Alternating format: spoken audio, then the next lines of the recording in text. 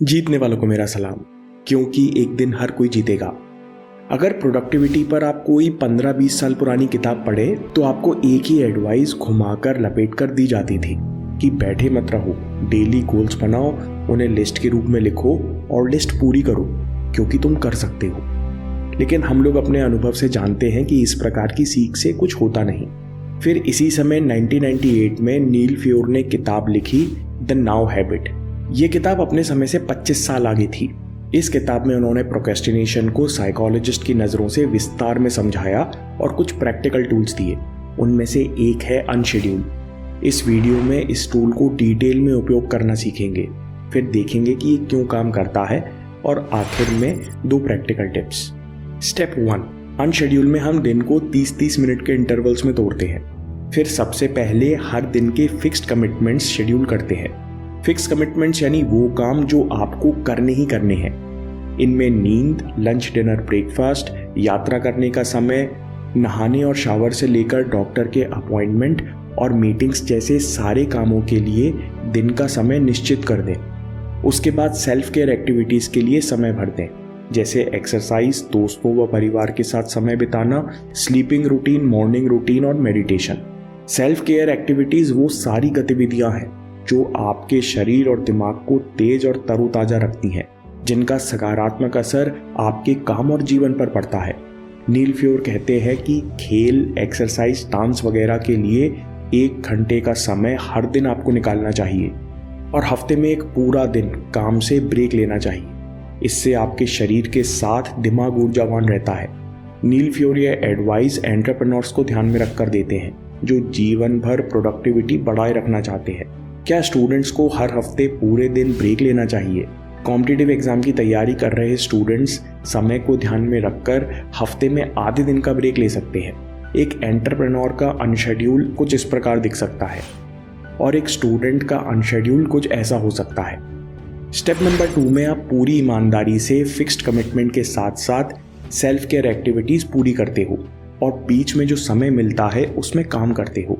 Step number 3, आप गोल बनाते हो। आपको पता है कि आज क्या करना है। आज दिन में आपके 3 प्रमुख गोल्स क्या हैं ये भी आपको पता है, लेकिन आप काम को कभी शेड्यूल नहीं करते। आप मिनट टू मिनट तो क्या, आप घंटे दर घंटे की भी शेड्यूलिंग नहीं करते। जो चीज़ या काम आपको बोरिंग लगते हैं या नया प्रोजेक्ट जिसे शुरू करने में डर लगता है, उसकी सही प्लानिंग करना भी दुश्वार होता है, इसलिए हम उसको टालते भी रहते हैं। दूसरी तरफ जो चीज़ें हम डेली करते हैं उनका अनुमान लगाना, उन्हें शेड्यूल करना और समय पर पूरा करना आसान हो जाता है। प्रोक्रेस्टिनेटर्स को लगता है कि हमारे पास 24 घंटे हैं, इसलिए काम टलता रहता है। दूसरा एडवांटेज है कि आपको अनशेड्यूल देखकर पता लगता है कि एक दिन में पूरे कंसंट्रेशन और एनर्जी के साथ काम करने के लिए आपके पास ज़्यादा से ज़्यादा 8 घंटे हैं। कॉम्पिटिटिव एग्जाम की तैयारी कर रहे स्टूडेंट्स के लिए शायद ज़्यादा से ज़्यादा 9-10 घंटे हैं, क्योंकि कम्यूटिंग यानी यात्रा का समय बच जाता है। ये भी बड़े साफ तरीके से नज़र आता है कि हमको मैदान इंच दर इंच जीतना है। अगर आपको क्वालिटी रिजल्ट चाहिए तो आपको क्वालिटी समय लगाना होगा, जो एक दिन में आप 8 या 9 घंटे ही लगा सकते हैं। तीसरा फायदा है कि इंसानी दिमाग अपना काम फोरकास्ट करने में एक्सपर्ट नहीं है।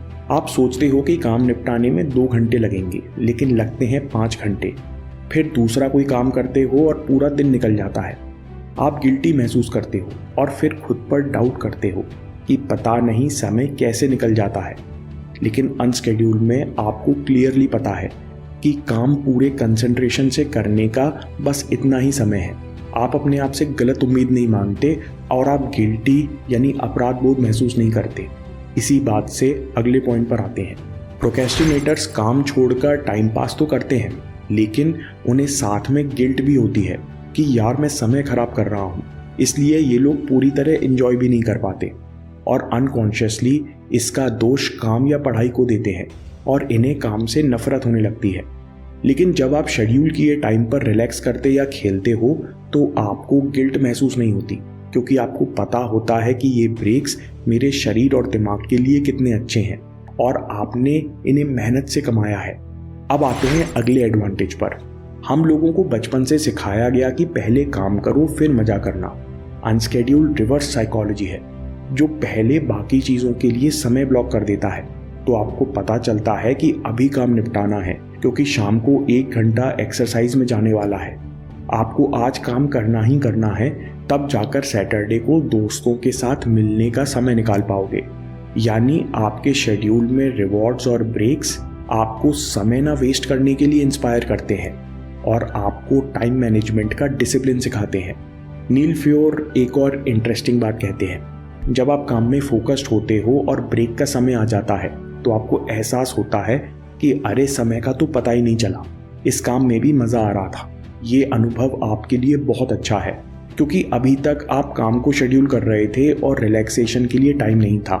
तो दिमाग अनसबकॉन्शियसली रिलैक्सेशन की इच्छा के लिए ट्रेन हो रहा था, लेकिन अभी बाकी सारी चीज़ें फिक्स हैं और हमने काम को शेड्यूल नहीं किया। यानी आपका दिमाग काम को चाहने और पसंद करने के लिए ट्रेन हो रहा है। अब बचे हुए स्टेप्स पर वापस आते हैं। आप जब काम करना शुरू करते हो तो इसे अनशेड्यूल में नोट करते रहो, लेकिन एक शर्त है, आप तभी काम को नोट कर सकते हो जब आपने 30 मिनट बिना डिस्टरबेंस के समय लगाया हो, क्योंकि हम हमेशा फोकस की क्वालिटी बढ़ाना चाहते हैं। 30 मिनट में काम करने के फायदे हम पहले भी देख चुके हैं। आपके पास एक छोटा सा टारगेट और इंटेंशन सेट हो जाता है कि चलो इतनी देर में इतना करके देखते हैं।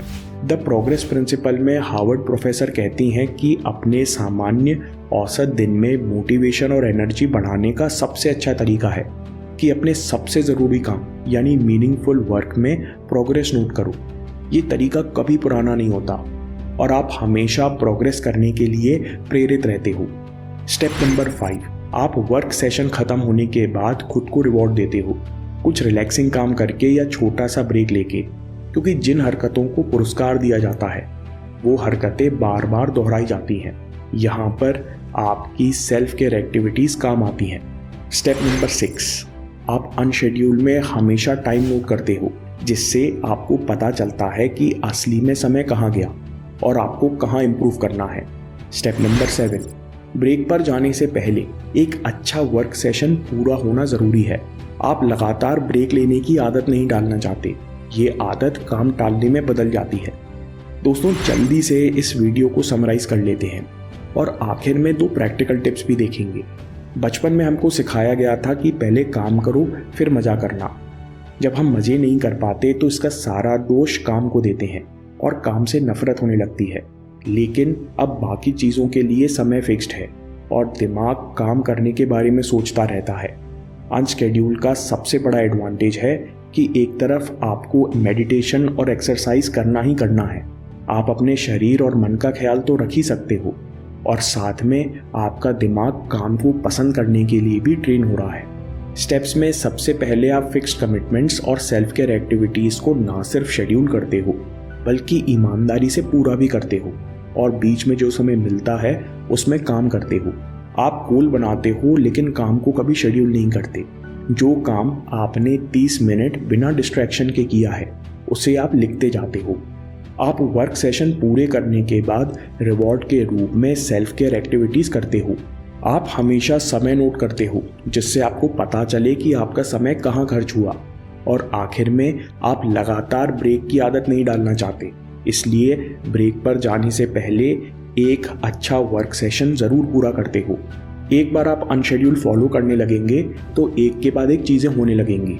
आपको समझ आएगा कि बाकी चीज़ों के साथ काम के लिए बराबर समय निकाला जा सकता है। फिर भी आपको रुकावट आए तो इसके 2 मुख्य कारण हो सकते हैं। पहला, आपको कठिन काम शुरू करने में दिक्कत आ रही है, इसलिए काम शुरू करना आसान बनाइए और 2 मिनट रूल का इस्तेमाल कीजिए। दूसरा, आप प्रोजेक्ट या कोर्स पूरा होने की चिंता कर रहे हो।